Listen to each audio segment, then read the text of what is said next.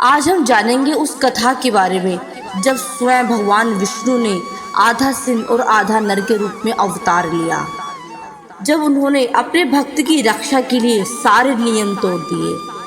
यह भगवान नरसिंह की कथा एक ऐसी कथा जिसमें स्वयं विष्णु ने अवतार लिया, जिसमें क्रोध भी था, करुणा भी, न्याय भी था और भक्ति की सबसे ऊंची परीक्षा भी। सतयुग के अंत में असुरों का राजा था हिरण्यकश्यप। उसका भाई हिरण्याक्ष पहले ही भगवान विष्णु के हाथों मारा जा चुका था, इसलिए वह विष्णु से बदला लेना चाहता था।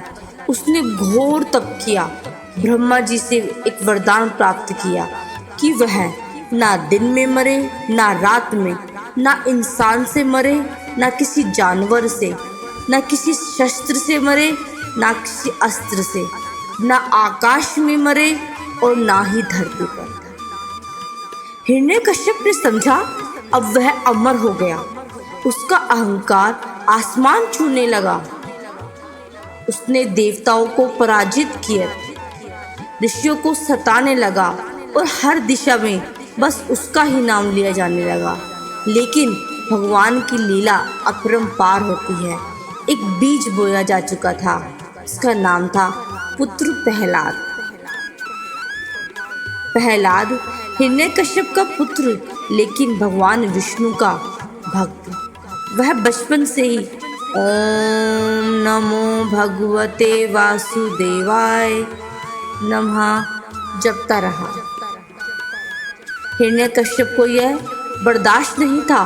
उसने प्रहलाद को कई बार समझाया, धमकाया, परंतु जब प्रहलाद नहीं माना तो उसे मारने की कोशिश की।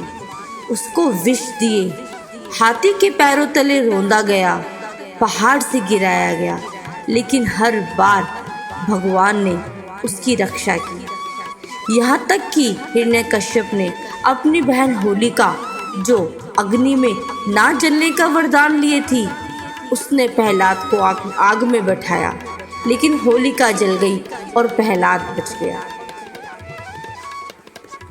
हिरण्यकश्यप ने प्रहलाद से क्रोधित होकर पूछा, कहाँ है तेरा विष्णु? बता, कहाँ है तेरा विष्णु? प्रहलाद ने शांत होकर उत्तर दिया, हर जगह में है, इस खंबे में भी। हिरण्यकश्यप ने क्रोध में आकर खंबे पर प्रहार किया। तभी एक अद्भुत गर्जना हुई। धरती कांपने लगी, आकाश डोलने लगा और उस खंबे से प्रकट हुए भगवान नरसिंह। न पूरी तरह मनुष्य, न पूरी तरह सिंह, न विकराल रूप, एक ऐसा विकराल रूप जो कभी किसी ने नहीं देखा और ना कभी किसी को समझ आया। भगवान नरसिंह ने हिरण्यकश्यप को पकड़ लिया। ना दिन था ना रात, वह समय था संध्या काल का। न घर के भीतर न घर के बाहर, वह जगह थी महल की दहली यानी चौखट। न आकाश में और ना ही धरती पर। उन्होंने हिरण्यकश्यप को अपने घुटनों पर रखा। ना किसी अस्त्र से और ना ही किसी शस्त्र से। उन्होंने अपने नाखूनों से चीर दिया उस राक्षस को। इस तरह ब्रह्मा जी का वरदान भी नहीं टूटा, लेकिन अधर्म का अंत हुआ। भगवान का विकराल रूप तब भी शांत नहीं हो रहा था। देवता भी डर रहे थे।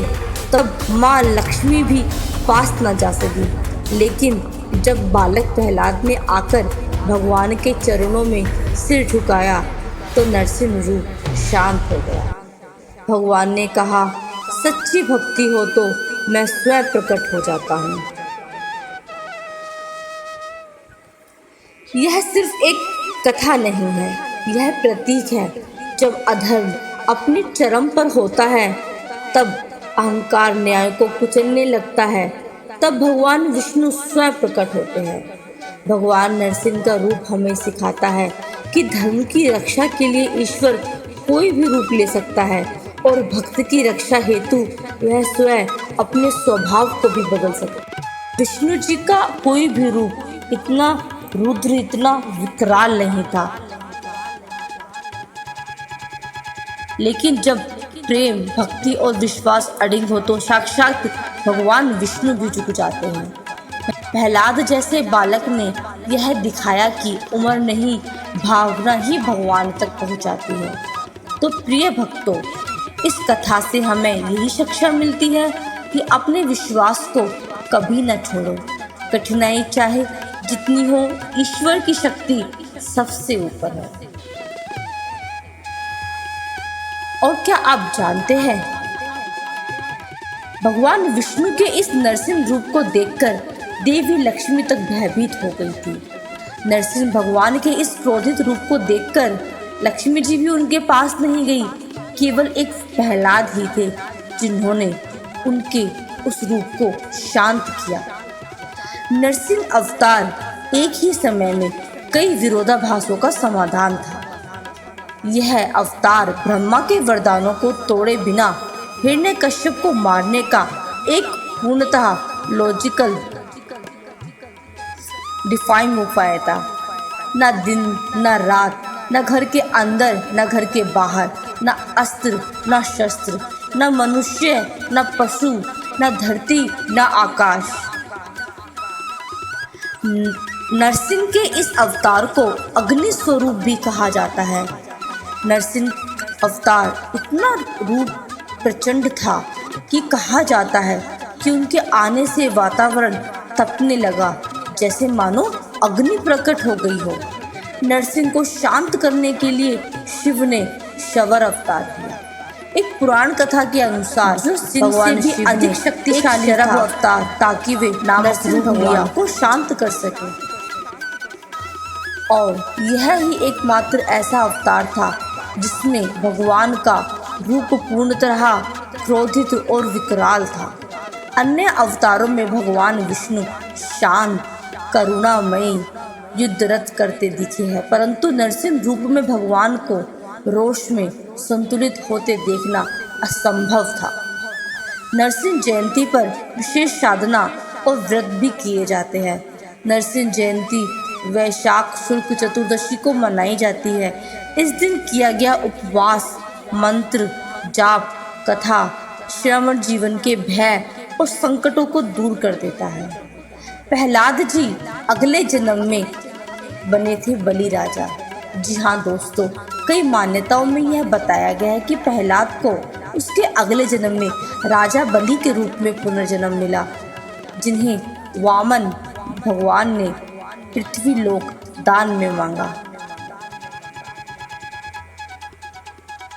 भगवान नरसिंह आज भी जीवित रूप में माने जाते हैं। आंध्र